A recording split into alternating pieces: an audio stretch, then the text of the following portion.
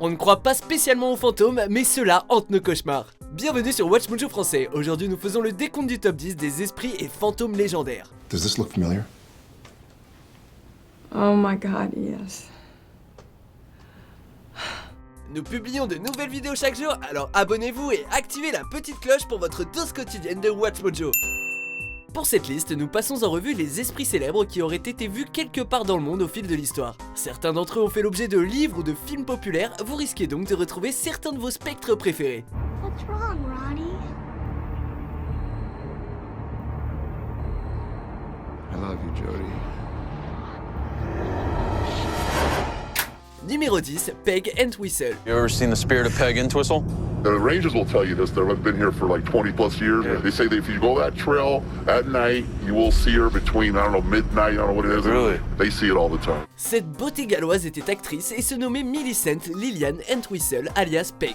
La gloire qu'elle désirait tant est surtout venue après son suicide du H du célèbre panneau qui affichait Hollywoodland à l'époque.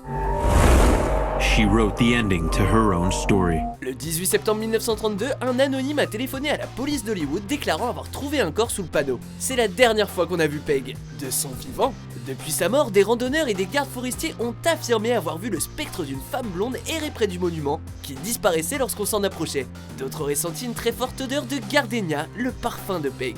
It's been 70 plus years since she died, but people still see a woman in period clothing appropriate for the time that she died, walking up that lonely road up to the sign. Numéro 9, la femme marron de Raynham Hall. Cet esprit serait, d'après certains, le fantôme de Lady Dorothy Walpole, la femme violentée du vicomte Charles Townshend. Enfermée chez elle par son mari jusqu'à sa mort en 1726, elle entrait encore la maison. Surnommée d'après la robe en brocart marron qu'elle porte, diverses personnes l'auraient croisée, certains ont déclaré avoir vu une femme sans yeux. Elle a même fait fuir le roi George IV en pleine nuit et le capitaine Frédéric Marryat qui a décrit une femme au sourire malicieux et diabolique. Sympa! En 1936, un photographe londonien a pris un cliché désormais célèbre de la femme dans l'escalier. Numéro 8, le fantôme de Lincoln. The president is no more. Depuis le drame de 1865 au théâtre Ford, différents chefs d'État et même le personnel croient avoir vu l'esprit de Lincoln dans la Maison Blanche. Certains ont entendu des pas ou des coups aux portes, ce qu'ils attribuent au président décédé. The president has been shot.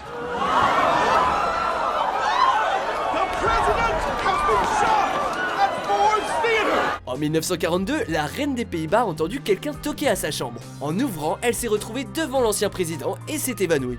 Winston Churchill, en sortant d'un bain, a été surpris de voir Lincoln devant sa cheminée. Loin de se laisser impressionner, il lui aurait dit bonsoir, admettant ne pas être à son avantage. Le fantôme aurait souri, amusé, avant de disparaître. I love that story. Numéro 7, le Hollandais volant. On parle ici d'un bateau. L'histoire de base parle du capitaine Hendrik van der Decken qui en 1641 a ignoré les supplications de son équipage qui voulait se réfugier lors d'une tempête. Il a alors juré que Dieu lui-même ne pourrait l'arrêter et depuis le bateau et son équipage seraient maudits. I offer you a choice. Join my crew and postpone the judgment. On parle du vaisseau fantôme dans le monde entier et le Hollandais volant est souvent vu comme un présage de tempête, voire de mort. It was always in my blood to die at sea. It was not a fate I ever wanted for you. L'effrayant conte s'est d'abord répandu parmi les marins, il est maintenant très représenté dans la culture pop, inspirant un opéra de Wagner, Pirates des Caraïbes et même Bob l'éponge. That ship has a spooky green glow around it. That's probably because its good-for-nothing owner is too lazy to clean or drop his anchors in the right place. Numéro 6, les fantômes du Stanley Hotel. L'Overlook, l'hôtel dans Shining s'en inspire et de nombreux fantômes le hantraient. Hello, Danny.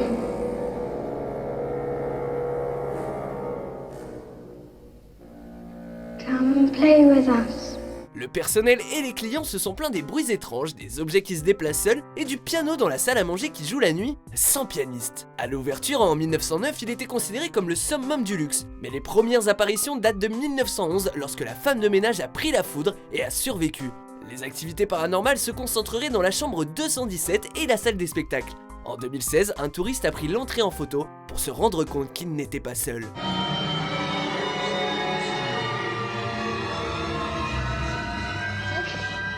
Numéro 5, les sorcières de Belle. This story is one of the only paranormal related events where it is said an evil entity actually caused the death, murdered a living person, John Bell. Voici le récit terrifiant de la maison hantée des Bell.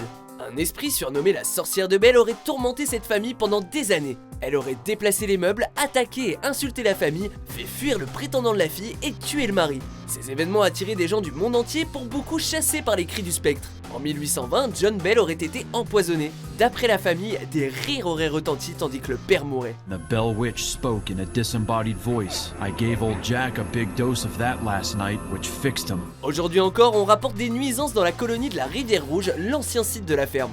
La méchante sorcière serait derrière tout ça.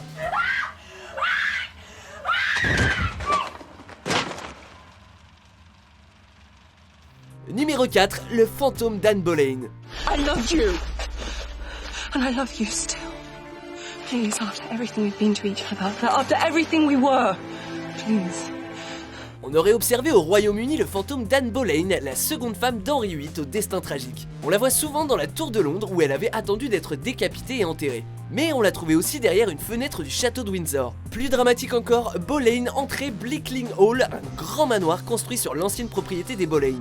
On dit également qu'elle arrive parfois dans une calèche spectrale conduite par des chevaux et un cocher sans tête avec sa propre tête coupée sur les genoux.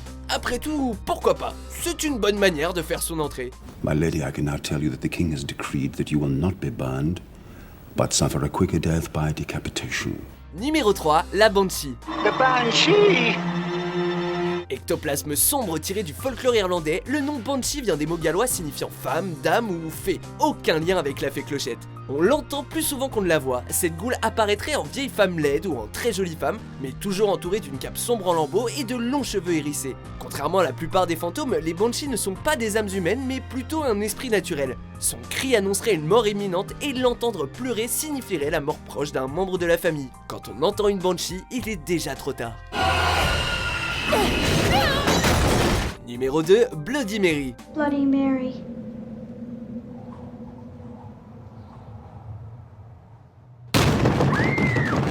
Un classique des soirées pyjama. La femme ensanglantée apparaîtrait devant ceux qui sont assez courageux ou stupides pour l'appeler 3 fois la nuit devant un miroir. Bloody Mary, Bloody Mary.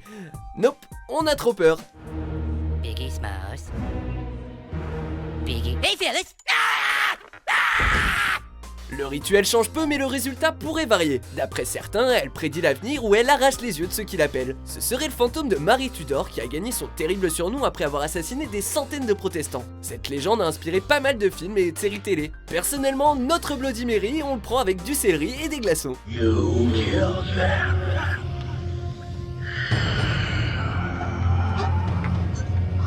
Numéro 1, le cavalier sans tête.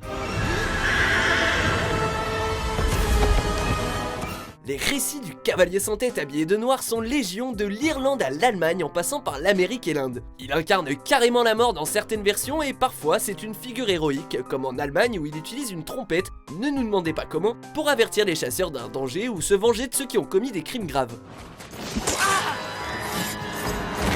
Le plus célèbre est l'horrible méchant de l'histoire de 1820 écrite par Washington Irving, la légende de Sleepy Hollow, où le cavalier sans tête pourchasse le maître d'école Ichabod Crane. Il y a aussi l'adaptation meurtrière de Tim Burton.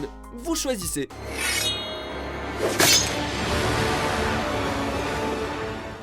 Vous êtes d'accord avec notre sélection? Jetez un coup d'œil à ces autres super vidéos de WatchMojo français et n'oubliez pas de vous abonner pour être au courant des nouveautés.